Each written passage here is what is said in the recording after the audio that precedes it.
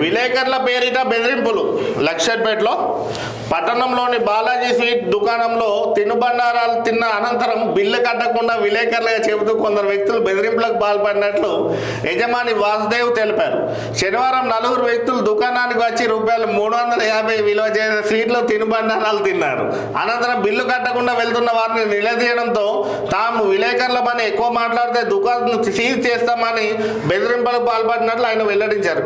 చివరికి 150 చెల్లించి వెళ్ళినట్లు ఆయన వివరించారు. వారి కదలికలు టీవీ కెమెరాల్లో నమోదయ్యాయి. దీనిపై పోలీసులకు ఫిర్యాదు చేయనున్నట్లు ఆయన వివరించారు. నిన్న పోలీసులకు ఫిర్యాదు చేసిన స్వీట్ విలేకరులు అయితే షాపులలో దీని పైసలు ఎగ్గొట్టుకోమని అయితే ఎక్కడ లేదు కదా. కొంతమంది ఉన్నారు, ఓడు నూనె ప్యాకెట్ అడుక్కొచ్చుకుంటాను, ఓడు ఉల్లిగడ్డలు బస్తా అడుక్కొచ్చుకుంటాను. రోడ్డు పైన పెట్రోల్ అమ్మేటువంటి కొంతమంది బీద ప్రజలు చిరు వ్యాపారాలు పెట్టుకుంటే వాళ్ళ దగ్గర పెట్రోల్ పోయించుకొని విలేకరులను బెదిరించిన ఘటనలు కొన్ని మా దృష్టికి వచ్చినాయి. ఇంకొంతమంది ప్రభుత్వ ఉపాధ్యాయుల దగ్గరికి లేదా ప్రైవేటు సంస్థల దగ్గరికి వెళ్ళి మేము ఒక ప్రెస్ క్లబ్ అని, మేము ఒక యూనియన్ అని, మేము ఒక పత్రిక విలేకరులం అని చెప్తూ దొంగ సంఘాలు, దొంగ పత్రిక విలేకరులు, అసలు పత్రికలు ఉండయి. వాళ్ళు విలేకరులు విలేకరులు అయితే ఎందుకు వార్తలు రాయరు, వార్తలు రాసే పరిస్థితి ఉండదు, వార్తలు రాయరు.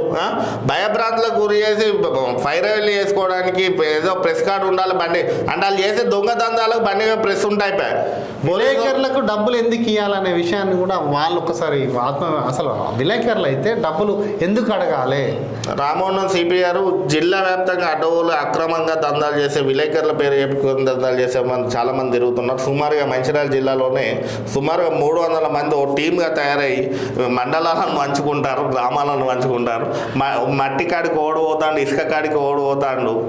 ఈ హోటల్ లాస్ట్ తిన్న తిండి కాడ కూడా బిల్లు కట్టలేని పరిస్థితిలో ఉన్నాడు. వాడు కూడా విలేకరని చెప్పుకున్నాడు.